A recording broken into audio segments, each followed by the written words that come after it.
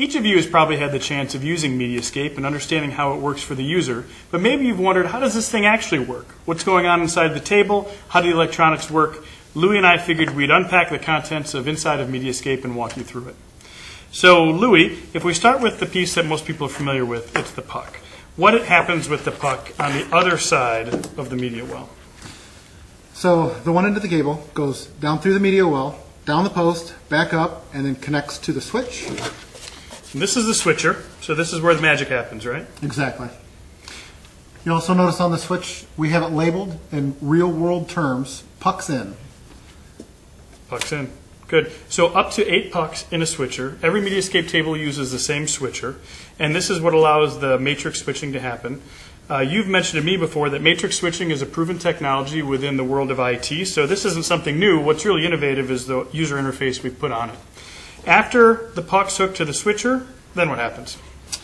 Then we extend a single cable to the monitors, and through that cable we carry 4 signals: the video, the audio, the infrared, and the control. Great, and that's done in a single cable that you can kind of think of as 4 cables in one, called the monitor cable. And this looks like a VGA cable, the kind of cable that you might use to plug in an overhead projector, but it's not. It's a proprietary cable. We use 15 pins inside of the cable that you can see on the end, whereas a VGA cable doesn't use that many. And so we've actually labeled it just so people know, not standard VGA. So we've got these cables wrapped into one. When it gets closer to the monitor, how do we split them back apart? Sure. So you have the one cable coming from here to there from the switch, the puck connecting. This one cable carrying 4 signals connects to our breakout switch. One connector on one end, 4 connectors on the other, carrying all the discrete connections. Yep. So this cable, known as the breakout cable, has, you mentioned audio, right? That's what delivers sound to the monitor. What else does it have? Correct. Audio plugs right into the monitor. It has the 15 pin for video, connects right into the monitor. It has IR, so you can control a projector. And then it also has a control signal that we use to control the monitor control box. Why don't you tell us what the monitor control box is? The matrix switcher senses that video hasn't been present.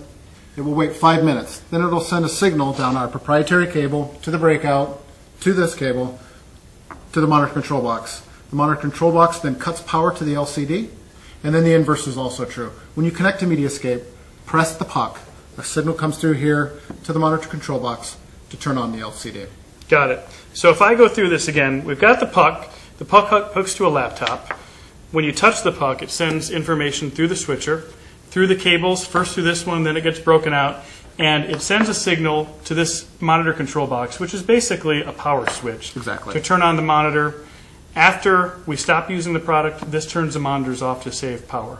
You also may have noticed in the past, if you've ever turned your laptop on and just seen something on the monitor that says power saving, or you just get a black screen, that you may wonder, why isn't mediascape turning on?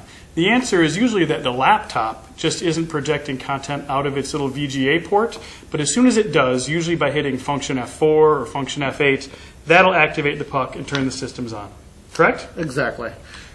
So mediascape is easy to use. These components may be a little unfamiliar to those of us that are used to selling lateral files, but it's not a complicated system, and the technology is proven and relatively intuitive. So once you have a little sense of how the product works, it's a lot easier to explain it. And if you want to go through this again, you can watch this video as often as you like, or on Into, there's a diagram called Mediascape, how it works, which we're showing on this monitor right here. It can be found on the Mediascape page on Into.